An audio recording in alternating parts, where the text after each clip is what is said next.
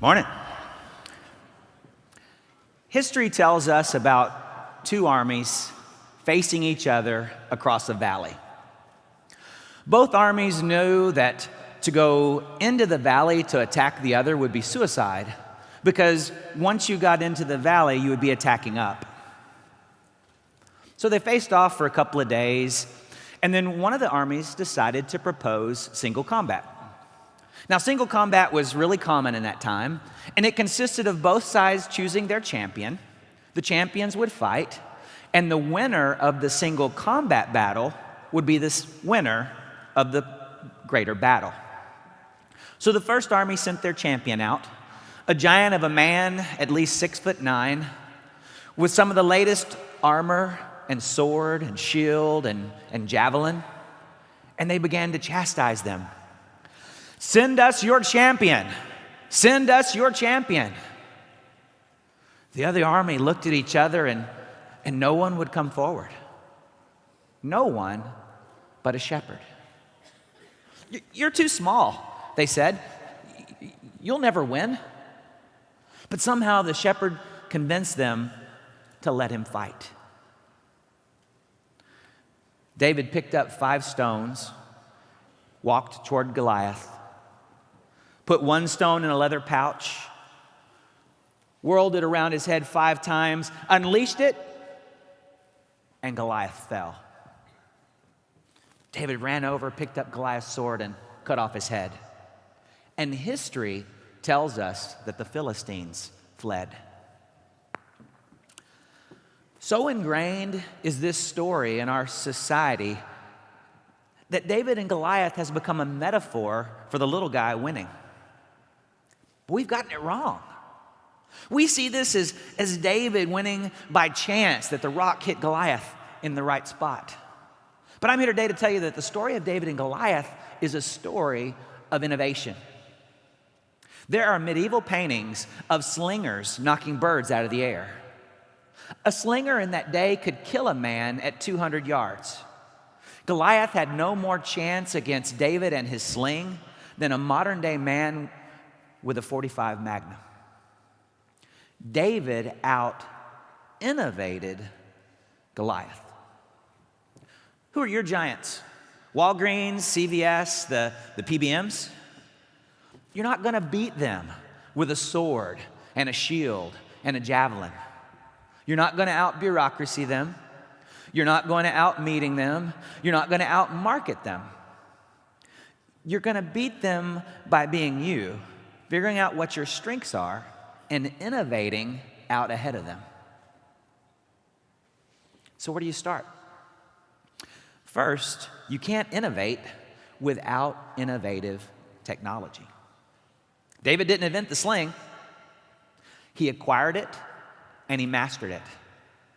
Many times the best today have the best tools. This can be true of athletes.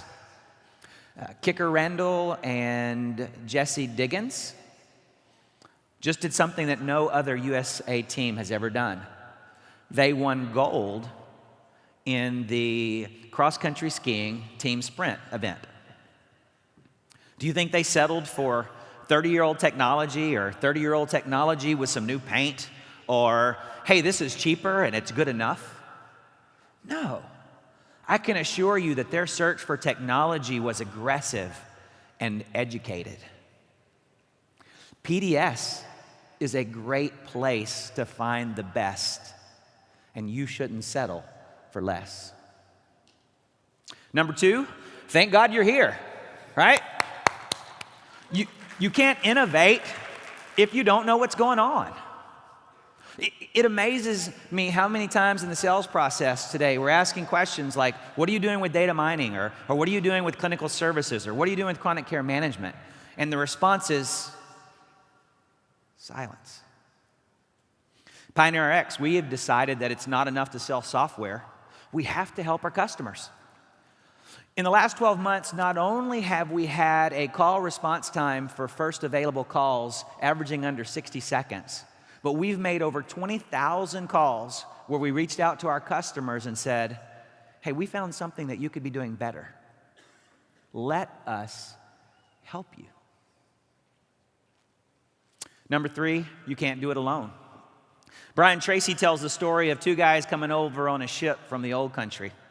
The ship hits the North Atlantic and gets into a storm, and it's pitching and it's plunging and it's up and it's down and it's up. And one of the guys runs over to the other and says, the ship, it's breaking up, it's gonna go down. And the other one looks at him and says, what do we care? It's not our ship. There are a lot of people looking at the changes in pharmacy today going, what do we care? It's not our ship. I'm here to tell you, if a large number of independents aren't successful, you guys aren't going to be successful. This is your ship. While you're here, you need to connect with like-minded people. You need to find other people who are trying to innovate. You need to work with them often and share ideas. Albert Einstein was at Oxford in 1942 and had just given an exam to a senior group of physics students. He was walking across campus with his teaching assistant who was carrying the papers, a little English lad. Dr. Einstein, isn't this the same exam you gave to the class last year? Yeah, it's the same. Dr. Einstein, how can you give the same exam to the same class 2 years in a row? It's easy. The answers have changed. Well, the answers in pharmacy today are changing rapidly. You guys need to be a part of a group that gets that, like PDS. Because the answers are changing daily, technology is changing daily. You need to be a part of a technology vendor that gets that, like PioneerRx. Peter Drucker, whose writings form the foundation of modern business, said, the best way to predict the future is to create it. Let us help you create it. Thanks.